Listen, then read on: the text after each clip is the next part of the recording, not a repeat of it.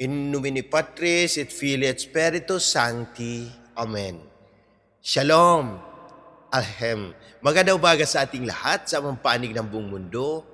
Mga nakikinig at nanonood ngayon, atin naman pakinggan ang mabuting balita ng Panginoon ayon kay San Juan. Glory to you, Lord Jesus Christ. Noong panahong iyon, marami sa mga nakarinig kay Jesus ang nagsabi, "Tunay ngang ito ang propetang hinintay natin. Ito nga ang Mesiyas," sabi ng iba. Ngunit sumagot naman ang iba pa, "Maari bang magmula sa Galilea ang Mesiyas? Hindi ba sinabi ng kasulatan na nagmumula ang Mesiyas sa lipin ni David at sa Bethlehem na bayan ni David ipinanganak?" Magkakaiba ang palagay ng mga tao tungkol sa kanya. Ibig ng ilan na dakpin siya, ngunit wala namang nangahas sumuli sa kanya. Ang mga kawal na bantay sa templo ay nagbalik sa mga punong saserdote at sa mga pariseyo. "Bakit hindi ninyo siya dinala rito?" tanong nila sa mga bantay.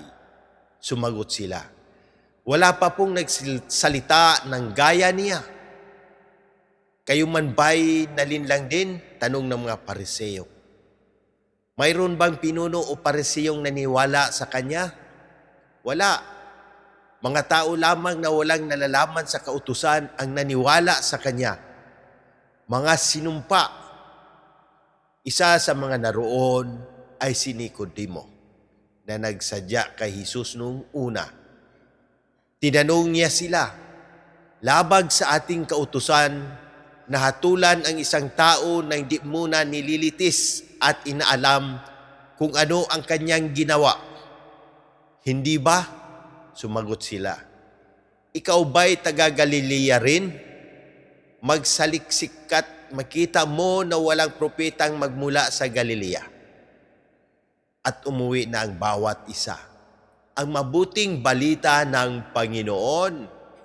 Praise to you, Lord Jesus Christ. Pagnilayan natin bilang mga Romano Katoliko ngayong Saturday of the 4th week of Lent.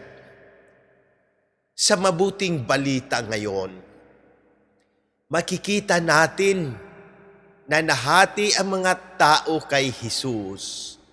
May nagsasabing siya ang propeta. Ang iba naman ay naniniwalang siya ang Mesiyas. Pero meron ding tumatanggi at nagdududa. Ganito rin ang nangyari hanggang ngayon.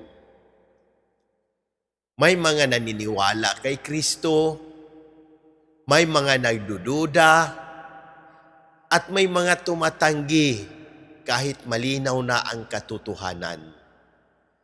Ang masakit dito, hindi dahil kulang ang katotohanan, kundi dahil sarado ang puso ng tao.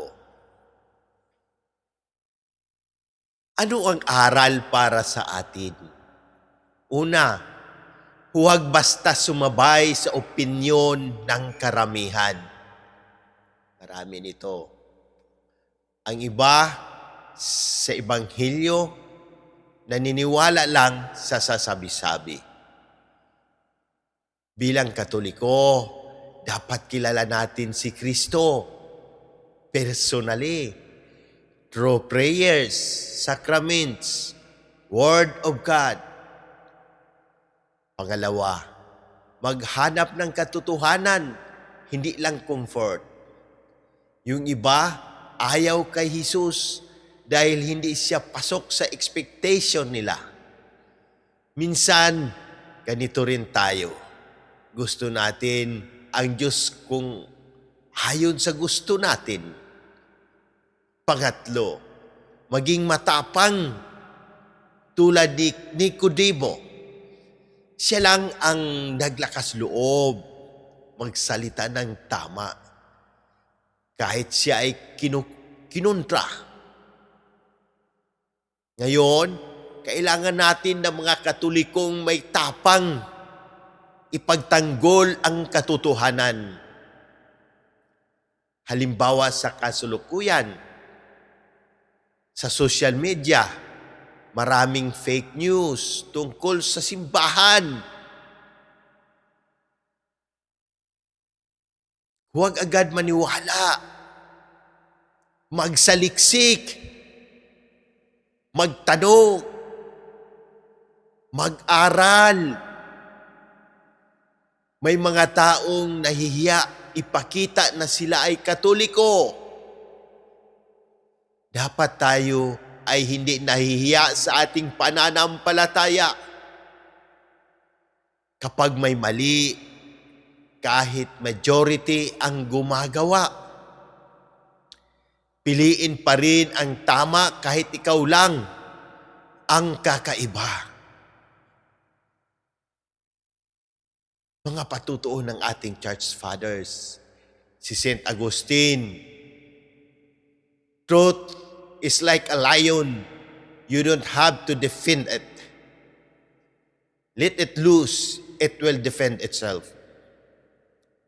Ang katotohanan ni Kristo ay hindi kailanman magtatalo. Si Saint John Chrysostom, the truth does not change because it is or is not believed by a majority.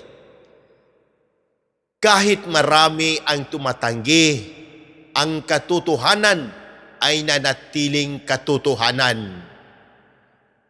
Saint Cyril of Jerusalem, do not be ashamed of the cross of Christ. Huwag tayong mahiyang ipahayag ang ating pananampalataya. Ano ang dapat gawin natin bilang mga Romano Katoliko? Manalangin araw-araw, dumalo sa banal na misa, mangumpisal ng madalas, magbasa ng salita ng Diyos, ipaglaban ang katotohanan ng may pag-ibig, maging saksi ni Kristo sa gawa, hindi lang sa salita. Manalangin tayo. Amang makapangyarihan, sa pamamagitan ng iyong anak na si Jesucristo, kami ay lumalapit sa iyo ng may buong tiwala. Pagalingin mo ang lahat na may karamdaman, pisikal, emosyonal at espiritual. Ipinagkakatiwala namin sa iyo ang agarang pagaling ni na Monsignor Ismael, Padre Arnel, Padre Ayan, Padre Lorenzo Boots, Padre Cesar, Padre Boy, Raul, Jonah, Adela, Fatima, Raymond Lawrence, Faith, Rino, Rochelle, Irene, at ang aming buong pamilya, at ang lahat ng nakabasa, nakikinig at nanonood na may karamdaman.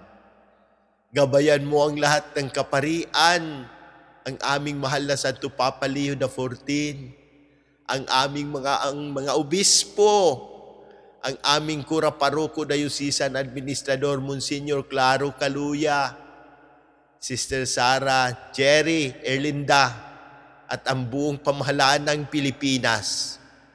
Patawarin mo at tanggapin sa iyong kaharian ang aming mga yumaong kapatid, Papa Francisco, Monsignor Hirmas, Pimpe, Ferdinand, Pasita, Dante, Edwin, Obispo Jose, Padre Joseph, Jerry, Padre Raymond, Janet, at ang lahat ng aming idinadalangin sa pamamagitan ng panalangin ng mahal na Birheng Maria. Ipagkaloob mo sa amin ang kaligtasan, kapayapaan, at iligtas mo kami sa lahat ng unos at kalamidad.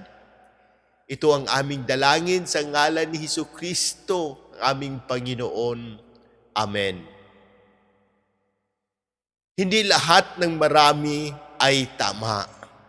Ang mahalaga ay nasa panig ka ng katotohanan ni Kristo.